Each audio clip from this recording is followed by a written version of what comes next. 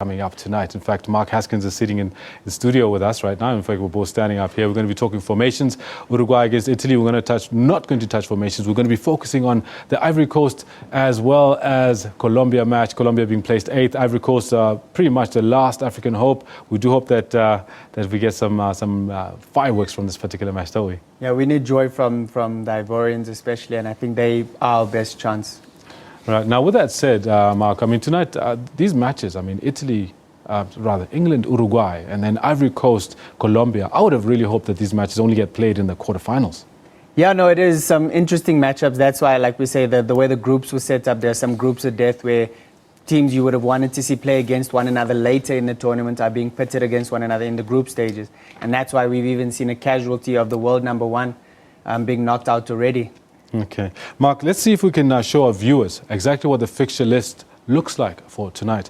Where we've got the first matches is I'm going to ask that if our director can stick it up there, where the first match is Ivory Coast against 8th place Colombia, then Uruguay against England. This one's a 9 p.m. match. And then at midnight, we've got Greece against Japan. So these are pretty big matches, hey? Definitely some interesting clashes. Obviously, Ivory Coast and Colombia, they the two top teams in Group C. They come up against one another. And then you get Uruguay and England, who've both lost their opening games, coming up against one another. And then in Group C again is Japan and Greece, both also fighting for survival. All right. Now, let's first start with the Ivory Coast formation. Ivory Coast, they got a 4-2-3-1, bit of a hybrid as well. Can you take us through this formation, Mark? Dev, in this formation, it hasn't changed much from their opening game. I think they'll look to play the same way. They did play well, so they don't need to change too much. What's key about this game, Ivory Coast approached this game, it's against Colombia, who are the 8th ranked team in the world. So this is probably one of their tough games in Group C. So they're going to want to come into this not wanting to lose. So they don't have to go all out for a win here. A draw is still a good result for Ivory Coast in this clash. And that's why they brought back, I think they should bring back Kolo Touré. He didn't play the first game. He's just recovering from a bout of malaria. But he is said to be fine to play. And so that's why I think he should come in to shore up the defense, because they're going to really need to be solid in order to make sure they get at least a draw from this game. Didier Zakora played in the centre-back position in the first game. I think his natural position is midfield. So I think he'll move up into midfield with Cheick Tiote just to shore up the midfield as well. And then that will give freedom to the likes of Yaya Touré, Jovinho, Boni, and Kalou to get forward. Right. Now, with that said, isn't attack sometimes the best defense? I mean, if they sit back and try and absorb the Colombian defense, do you think this might be a bit of a challenge? They won't necessarily sit back and absorb. They're not going to be the team where Chile played 5 at the back and then you try and absorb defense. No, this is just to shore up the back, to make sure you want to use your best defense, the best defense possible, just to shore up your back line. But the midfielders, Cheick Tiote and Zakora. Zakora is more of a holding. Tiote can get forward. Right. So it's not in any way a defensive formation. They will get forward with at least 4 or 5 players at a time. Now I can see our directors give us a little bit of a teaser of what that Colombia attack is going to be looking like. But now let's actually have a look at the Ivory Coast attack, and then we can then go back into the Colombian formation, see how they then operate around this. Yeah, the Ivory Coast attack. I see you firstly, you didn't put Didier Drogba in, you put Boni in at the head of the spear. I think Boni, he had a good game. He got a goal as well. Drogba is such a potent impact player. I think the way they used him in the last game worked so well, and I think they might want to do the same again, because they have Boni, Jovinho, and Kalou are really good attackers, so they can do the job and run the defense ragged and get them tired. So when Drogba comes on with his physical presence, he can really make an impact. So I do believe they will start with Boni the way they did in the first game. And then if you look at the Ivory Coast attack, obviously they'll try and keep their shape in defense and make sure that they're solid, but they're going to go forward. Cheick Tiote and Yaya Touré are going to be key, coming in behind the 3 attacking players. And I do believe they'll still pose a really potent attack. No, interesting. Okay, now before we talk about defenses or anything like that, let's have a look at the formation that Colombia would be putting up, which I think our director is going to put up right now. What do you think is key about this 4-2-3-1? It's very similar to the Ivory Coast formation. It's pretty much identical. What are the differences? It's really a lot the same. Obviously, they pride themselves on their defense. Colombia came through the CONMEBOL qualifying region. They were second only to Argentina, so they qualified in second place.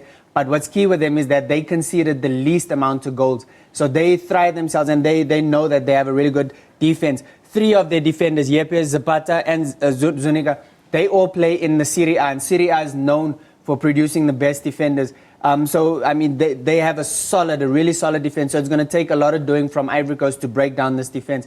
But they line up pretty much the same. They've got a guy like James, is a youngster who plays for Monaco, and he'll pose a big threat to Ivory Coast. But I think these two teams are going to try and cancel one another out. I think the opening 20 minutes, you're going to see two teams who are not going to throw too much forward. They're going to feel out one another. And I think after about 20 minutes, the game should open up a lot more. But because both teams don't need to go out and win this game, a draw for both sides will be good enough. Now, this tough nut, that's the Colombian defense. Let's have a look, see how they set up, and it's a tough nut to crack. I mean, they conceded the least number of goals in the CONMEBOL qualifications, came in second to Argentina. That's quite a trick to pull. Definitely, it says a lot because, I mean, we know the South Americans are known for their enterprising play, and you know, there's always, whenever the South American teams play, there's high-scoring games. So to have the best defensive record says a lot about their defense. How do they do it? I mean, obviously, they'll play with a straight back four. But what's key here is obviously the 3 in the middle. They'll just try and crowd out the midfield and make sure, because that's where Yaya Touré and the likes of Cheick Tiote is going to try and come through. Javinho, obviously, they're going to have to make sure that they watch him. He comes in from wide, and Kalu as well. So they'll make sure they'll show up the wings. That's why the wingers will also come and help out in defense. But they've played together for a long time. They know one another, and that's why they're such a good team.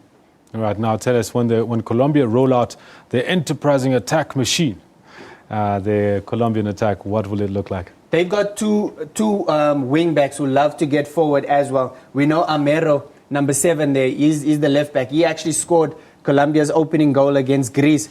And so he loves to get forward, get into the box, get amongst the goals. You also, in the middle, you have 2 holding midfielders. Those 2 are just going to show up things to allow your wing backs. They are a lot more enterprising on the wings. They get guys going forward, bringing in crosses, and they always look dangerous coming from the flanks. Phenomenal. And then in terms of Ivory Coast, and how will they react to this South American attack?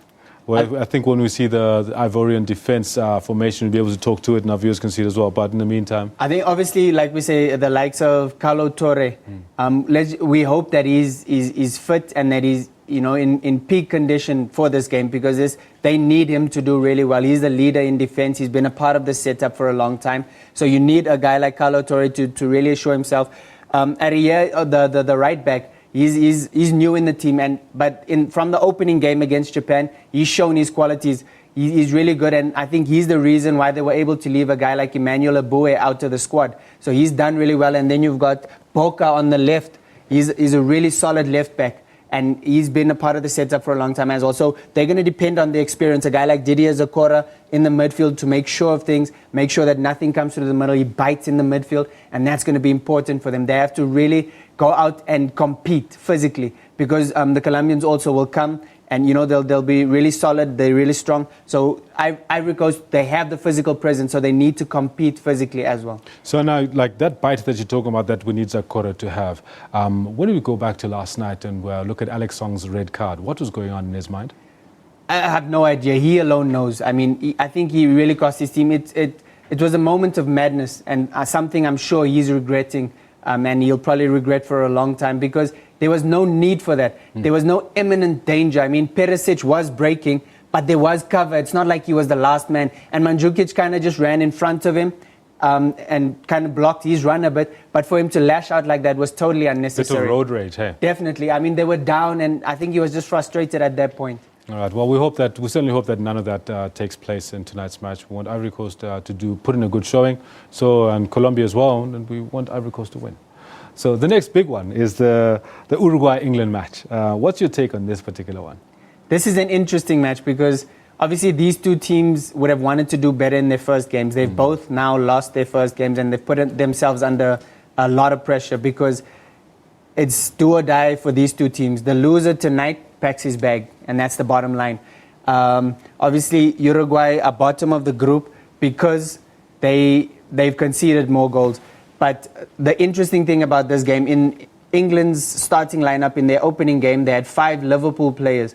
And those are all teammates of Uruguay's talisman, who is Luis Suarez. And he's definitely, I think Uruguay will do everything they can to get him on the field tonight. They have been injury concerns, but I think he'll even play with an injection. They'll make sure that he gets on the field because England will be very wary of him.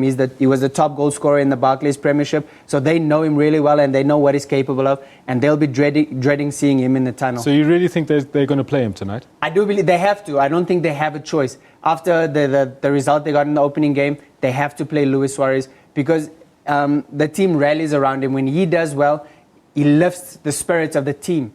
And that's, he's a key player like that. And that's what your key players, what your top players are able to do. And I believe Suarez will definitely do that for Uruguay. There's some notables, chief amongst whom Jose Mourinho, who reckons that the new look England team is a sight to behold and something to look out for. I like the look of the England team. I do believe they're playing an exciting brand of football, but I believe they're a team for the future. I don't think they're a team for the present. They look really good, they're playing really well, but I don't think they're going to make much impact in this tournament. What's missing? Why do you say that? I think ultimately the experience is going to tell. They're still a young squad and it bodes well for England's future, but I don't think it's a team that's really going to compete at this tournament. I think tonight might actually be, we might actually see England packing their bags. Do you think Wayne Rooney is a bit of a millstone around their neck? Is it him or is it the way the team is set up? Hodgson the wrong coach? Why? No, he's the right coach. I think he's realized that he doesn't. He has to bring in fresh blood. He has to bring in new players, and he's done that. He's taken a big risk. But I think they are looking to build on this team. I don't think they've come into this tournament with the expectation of winning this tournament for the first time. England are normally, they normally touted as contenders, but I don't think they come in as contenders at all. I think they're building this team for the next World Cup. And I think if they are able to keep the bulk of these players, they will be a force to be reckoned with in the next 4 years. But I don't think they're an imminent, like a present danger. So how important is this particular match for both? It's whoever loses, it's curtains. It's the end of the show for them. So it's vitally important. All right, now with that said, I'm going to see if we can get some tweets from some of our viewers in terms of like their predictions, their feelings about what's going to happen tonight. The Japan-Greece as well. If there's some tweets about that, it would be very good. If you're tweeting us about that, send it in. We want to see what you've got to say. The first one, come on Ivory Coast, wherefore art thou? African teams, do us proud, elephants. And this is from Michael Appel. And then we've got ES Football who says, hashtag Ivory Coast must reach the semi-finals. All of Africa is behind you, and that is so true. We're all behind you tonight. You can count on that. And Alte Ergun, Colombia against the Ivory Coast, 48%. Let me see if I can read it from there. 48%. C, 29% D, I'll figure it out just now. 27% Ivory Coast. Drogba may not agree with his odds and accept them today with a couple of his special headers. All right, so it's 48% that Colombia have won and Ivory Coast have won less, and he reckons Drogba wouldn't like those odds. George James reckons, hope England can pull something back tonight. Come on, lads. Said in such an English way. Hey, come on, lads, put that one in there. And then Craig Hanan is excited and nervous about tonight. World Cup 2014 England. Basically, that's and then Gerard versus Suarez. Uruguay up against England. Quite interesting. Gerard had a bit of a comment about what happens when he meets up with Suarez in the pit, in the tunnel. What did he say? No, he said, if he meets him in the tunnel, he'll say hello and he'll shake his hand, but that's about it. Yeah. They're no not time for friends. On the field, there's no time for. He's not looking for friends. He's not looking for club mates. It's there's national pride at stake. Now, phenomenal. That was great. It was very nice. Okay, we've got one more last one for you. And Kyriakos Triantafylou. I have not got great passion for football, but today I'm going to watch the game of Greece versus Japan. Thank you for bringing that tweet. Thank you very much, Kyriakos. Very good to hear that people are going to be watching the Greece-Japan match. I know I will be. And, well, that was our last tweet, and we're going to be wrapping this up so we can go through to what we're going to be looking at in terms of the weather prospects. But, Mark, I want to thank you very much, and happy viewing tonight. Yeah, I'm looking forward to it. Exciting times. We're not going to go to weather. We're going to be shutting down the show at top of the hour. We'll be back with more news with Elvis and myself.